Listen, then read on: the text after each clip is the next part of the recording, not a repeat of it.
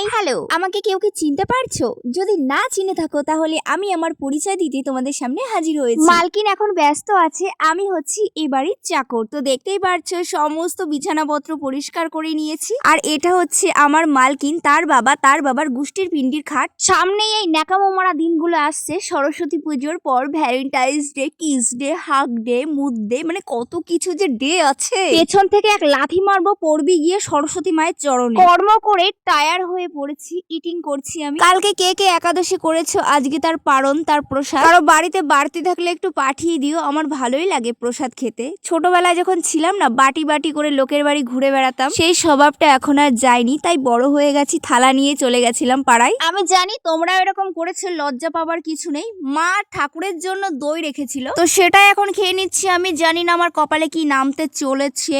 যাই হোক, দইটা কিন্তু খেতে দারুণ টেস্ট। এই চামচটা তোমরা দেখতে পাচ্ছো, লবণের কৌটায় ছিল, সেখান থেকে এনে আমি দই খাচ্ছি। আহা কি যে সুখ। এখন আমি রেডি হচ্ছি, আর এই ভিডিওগুলো আমার ইউটিউব, ফেসবুক এন্ড ইনস্টাগ্রামে পেয়ে যাবে। So tata, thank you for watching. স্যাসরামো করো না, সাবস্ক্রাইব করো।